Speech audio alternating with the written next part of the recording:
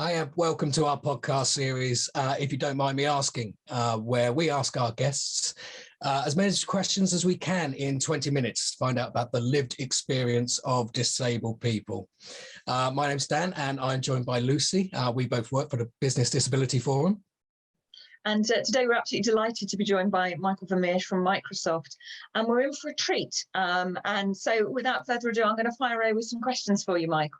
So can you just get us started a little bit, tell us a little bit about yourself, who you are, where you come from, what you do, anything else you can think of as a nice little intro for us. Fabulous, thank you. Thank you for having me. So my name is Michael Vermeersch. I work for Microsoft. I am an accessibility product marketing manager. Maybe a little bit about the role. Three things. We focus on how to make sure that our services and our products are accessible, and that's one of my focus areas. The other one is skills and awareness, because that's still very much lacking both within the disabled community, but also the ecosystem around it. So there's still a lot of work to be done there. Thirdly, culture in the workplace, because if we don't get that right, it's just not going to happen. So these are my three focus points in that role. About myself a little bit more. I'm originally from Belgium. English is my third language. I came to Britain very long time ago, previous century actually. Shows you I was very young. No, that's not true. I still feel young though anyway. So my other background is I've always worked into creating better solutions for other people, because I kind of felt that, and I've seen that ultimately this is because of my disability. I always felt like there's something just not quite right in the world, and we need to create better solutions on this. So that has been my focus prior to this role, throughout all my different roles in different organizations, including Microsoft. That's interesting. Can you tell us about, is that sort of like come from how disability has impacted your life, why you've chosen to go down this road? So, you know, this is an interesting one where you kind of get born and you figure out life as it is. And there is nothing actually telling you why life is as it is. And now, why am I saying it like this? Obviously, I've got an invisible disability. I've got a number of actually invisible disabilities, but the one that in one ways has tremendously helped me through my life, but on the other hand, has created, has made me face barriers in life, is a cognitive disability, as I would call it, is being autistic. And, you know, I kind of felt that I just didn't quite understand what people wanted or I got strange reactions. And I didn't necessarily link that to autism or a disability. I mean, I've only been diagnosed about 5-6 years ago. Now, after the diagnosis, what I've seen is like, oh, now I know why, for example, this happened. To give you a very quick example, as a young boy, I loved reading and learning and all that kind of stuff. And I felt that that was required to understand better what it was that the human race wanted me to do. And I'm really saying it like this. I kind of felt like I was an outsider. And there's a lot of material to go through. I mean, I started reading at the age of 6 in encyclopedias and stuff like that, just to learn more on what to do. And then I quickly saw that I wasn't going to make it.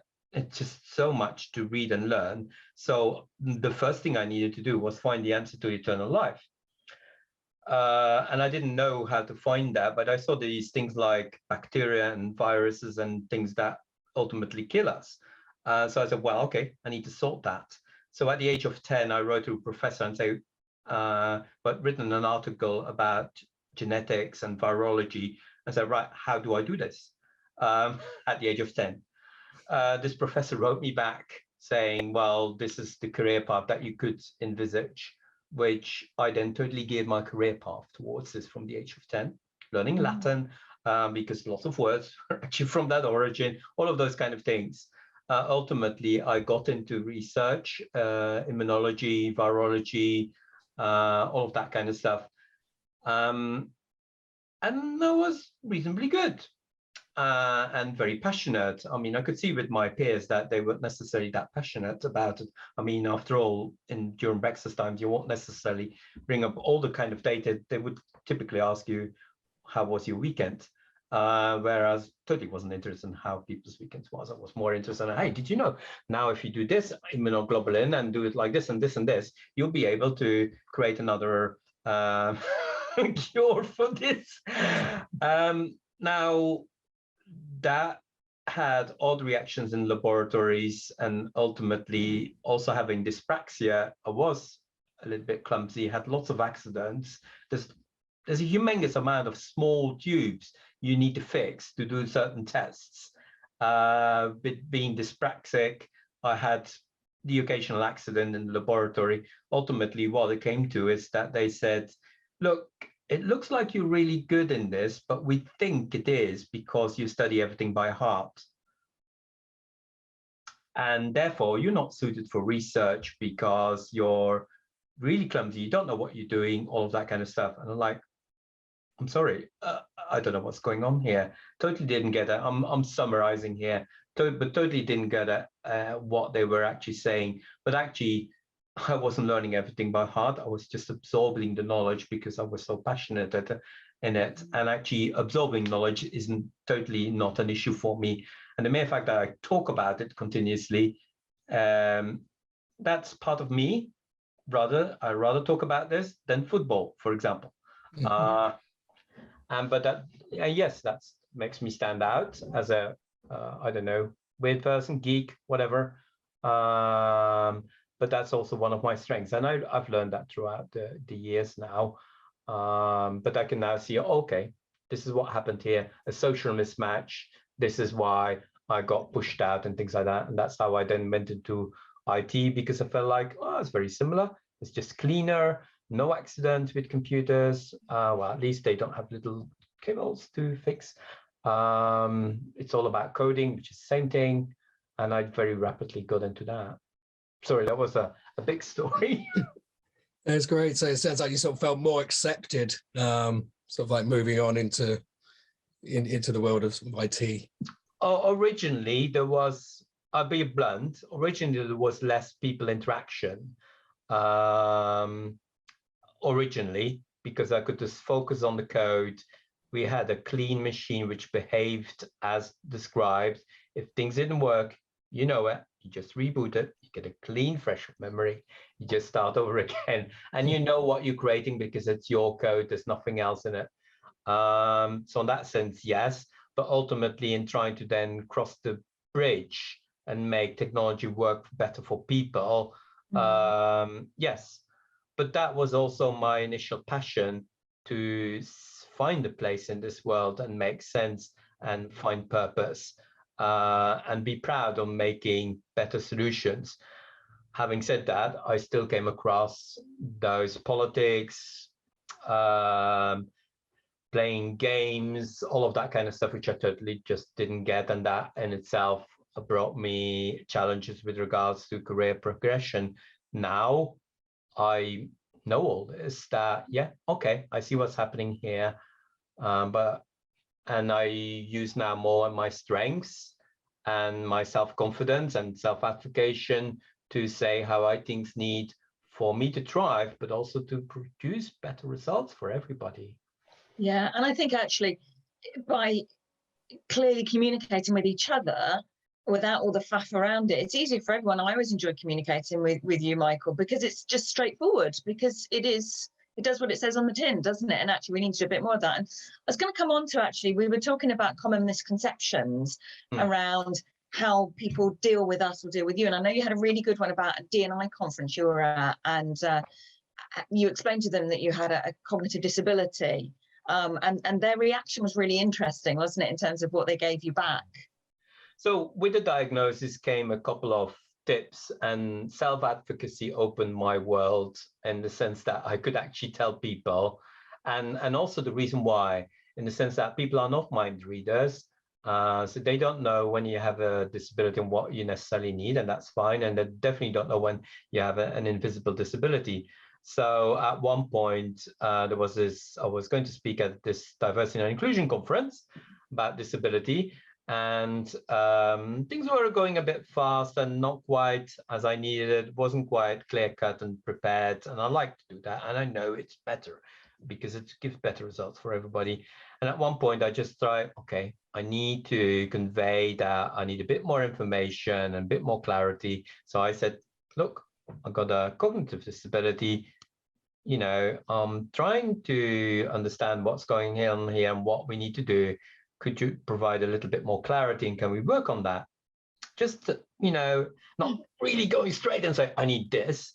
You know, I've learned this is how people interact, all that. You say, I just need this. Can we have a little discussion about this? All that faff, right? This is my autism self. And the person came back and said, sure. And he started writing all his emails in capital letters. At which point I'm like, okay, I'm just not going to win here. It's like, but you just see those misconceptions sometimes, and this is not the only one. I mean, I also got a card with me that I can just, from the National Autistic Society, which can help people understand a bit better. I was at, not frequently, this happens frequently, but not so long ago, just before the pandemic, traveling, airport, was with another person with me.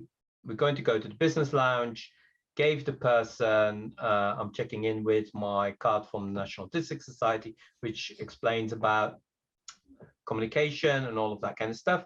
And the person looked at the badge, read it, and then kind of nodded, and then turned to the person next to me, starting to explain everything and telling me where the lounge, that person where the lounge is and all that kind of stuff. I was totally out of the picture, like I was totally not capable of understanding directions and where the lounge is and all that kind of stuff.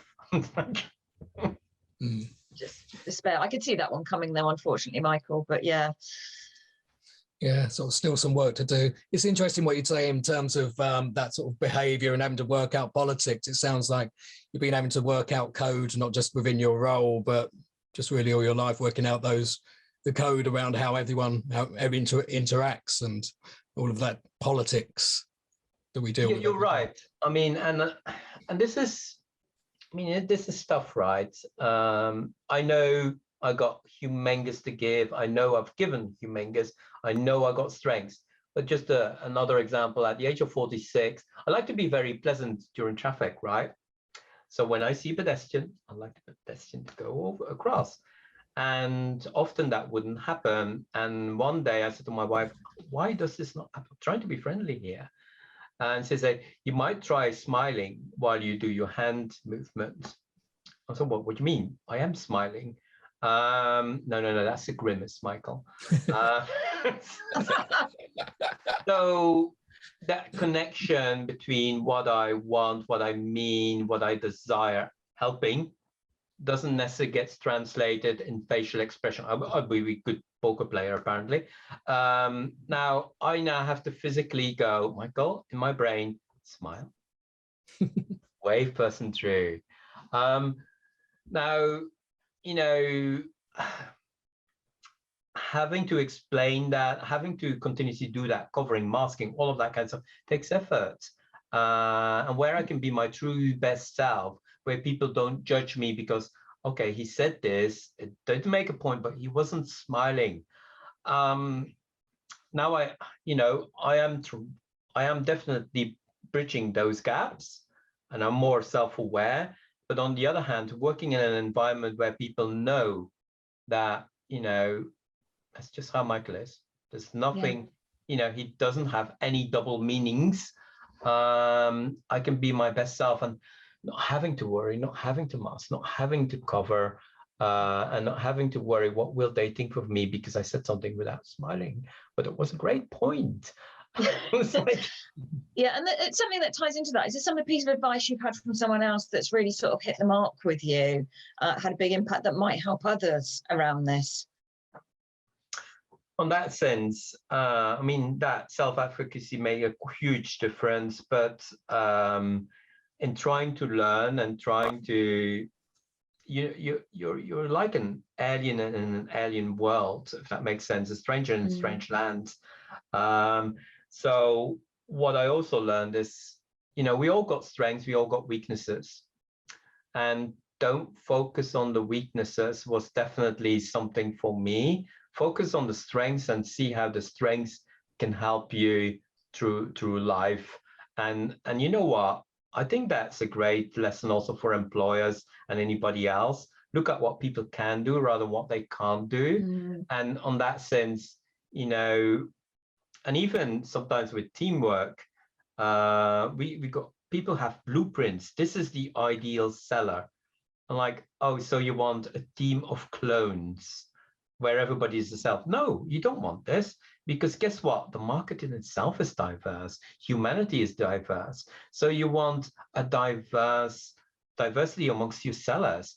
I mean, some who do this, some who do that. And together they shape a great team to actually address that diverse market. And I think that is exactly looking at strengths. And then using those strengths to the best of the team's abilities or the person's abilities as well. And I think that is something that has helped myself, but I think is great advice for anybody else. And that already sounds a little bit like a call to action, Michael. But if you could give a call to action to anyone, what would it be, and who would it be for? Oh, wow. So in that sense, I think, just this morning, I had a 3-letter thingy, which about pause, think. That just came out through this morning for a different reason. Pause, think, and then act. And I think if you just take that little mantra and say, okay, maybe there's something going on here, just pause before the default reaction, and then say, okay, so how can we make this a better result together? And then, work towards people's strengths. That would already be a great call to action. But I mean, apparently one of the examples that really people like is that, at the end of the day, humanity is a bit like this beach. And in this beach are lots of things. Pebbles, there's sand, but there are sorts of things washed up and all of that kind of stuff. But ultimately, if you think about it, how diamonds and gems get created, that's exactly the same style of material. But when people really become gems, it's not by being a gem, it's about using the right light, the right torch, and shining it on people and finding the goodness and the strengths in people so they can be bright, they can sparkle. And I think that is the call to action here, and really look into everybody, right? How can we get the best out of you? What do you bring to the table? And I think everybody can bring things to the table, be it just their lived experience, be their different perspective. Hey, this doesn't work for me. And I've seen that when I, for example, ask for, can I have an agenda? Actually, many people would love an agenda. And that makes for better meetings. Now, that takes away from me anxiety, complexity, all of that kind of stuff. But just imagine how a better world we would have if we all had an agenda of what's going on right now. So I think it's just look at those perspectives that people with disabilities, disabled people bring, and harness that different perspective. And that will create a better world for us all. Yeah, there were so many other things I wanted to ask you, Michael, and part of me wants to overrun, but I'm going to get told off if I do that, so we'd better not. Thank you for that. I think you're right. If we just focus on the strengths of all our colleagues, whether they have disabilities or whether they don't have disabilities, surely that just makes the world a better place. But it kind of does, doesn't it? It's a big statement, but it's true. And if you want to be sustainable, that's the way, again, the way to go. Exactly. Can you tell us about where we can find you online, Michael? I know you're an avid user of, particularly on LinkedIn. I know you're really busy on that, aren't you? People can just look you up. It's an unusual surname, so that helps, doesn't it? Yes. So on Twitter, it's at my one. It's actually a kind of an abbreviation of an acronym. Let's not go there. At Mike India Whiskey Oscar November, and on LinkedIn, where I'm very busy as well, it's linkedin.com/ and then I think it's Michael _Vermeersch. We can put it in we'll put a link in as well, so people can connect up to you. So otherwise I can do it in phonetic alphabet, but it'll take us a while. That's wonderful. It's fascinating as ever to be able to chat to you, Michael. To be honest, I think we got about 4 questions in, which is more than I expected at the beginning. Yeah, me too. We did all right. Were you happy with the answers? Perfect. Thank you ever so much for joining us today, Michael, and thank you everyone for listening. Thank you for listening. You can find future episodes on major streaming platforms. Search Business Disability Forum or at businessdisabilityforum.org.uk and search podcasts. You can also watch the series on our YouTube channel. Search for Business Disability Forum. Please do share and leave us a rating. Business Disability Forum is the leading business membership organisation in disability inclusion. We work in partnership with business, government and disabled people to remove barriers to inclusion. businessdisabilityforum.org.uk